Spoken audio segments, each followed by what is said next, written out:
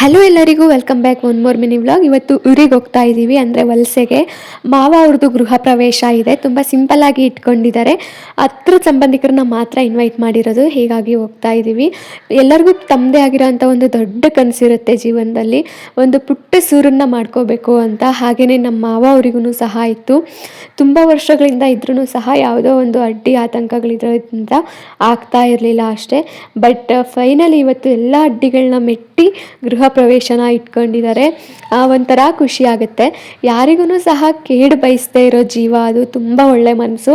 ಯಾರಾದರೂ ಏನಾದರೂ ಅಂದ್ರೂ ಅದನ್ನು ಜನರೆದುರಿಗೆ ತೋರಿಸ್ಕೊಳ್ತಾ ಇರಲಿಲ್ಲ, ಮನಸ್ಸಲ್ಲೇ ಇಟ್ಕೊಳ್ತಾ ಇದ್ರು. ಅಷ್ಟು ಒಳ್ಳೆ ಮನಸ್ಸು ಮಾತ್ರ. ನಮ್ಮ ಮಾವನ ಮಗದಲ್ಲಿ ಅದೇನೋ ಗೊತ್ತಿಲ್ಲ, ಒಂಥರ ಸಂಭ್ರಮ, ಒಂಥರ ಸಡಗರ. ಅದನ್ನು ನೋಡೋದಕ್ಕೆ ಎರಡು ಕಣ್ಣೇ ಸಾಲದು ಆ್ಯಕ್ಚುಲಿ ಹೇಳ್ಬೇಕಂದ್ರೆ. ಬಟ್ ಹೊರ್ಗಡೆ ತೋರಿಸ್ಕೊಳ್ತಾ ಇರಲಿಲ್ಲ ಮಾತ್ರ. ಅವರು ಖುಷಿ, ಅವರು ಇದನ್ನು ನೋಡ್ತಾ ಇದ್ರು, ನಮಗೊಂಥರ ಖುಷಿ ಆಗ್ತಾ ಇತ್ತು. ಇದನ್ನೆಲ್ಲ ಮುಗಿಸ್ಕೊಂಡು ನಾವು ಮನೆ ಒಳಗಡೆ ಹೋಗಿ ಹಸುಗೆ ಪೂಜೆಯನ್ನು ಮಾಡಿಕೊಂಡು ಆನಂತರ ಹಾಲನ್ನು ಉಕ್ಸಿದ್ವಿ.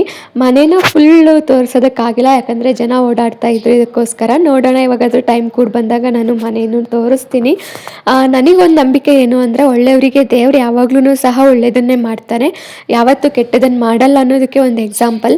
ಸ್ವಲ್ಪ ತಡ ಆಗ್ಬೋದು, ಬಟ್ ಕೈ ಮಾತ್ರ ಹಿಡಿತಾರೆ ಅನ್ನೋ ಒಂದು ನಂಬಿಕೆಯಲ್ಲಿರಬೇಕು ಅಷ್ಟೇ. ದೇವ್ರು ಎಲ್ಲರಿಗೂ ಒಳ್ಳೇದು ಮಾಡಲಿ.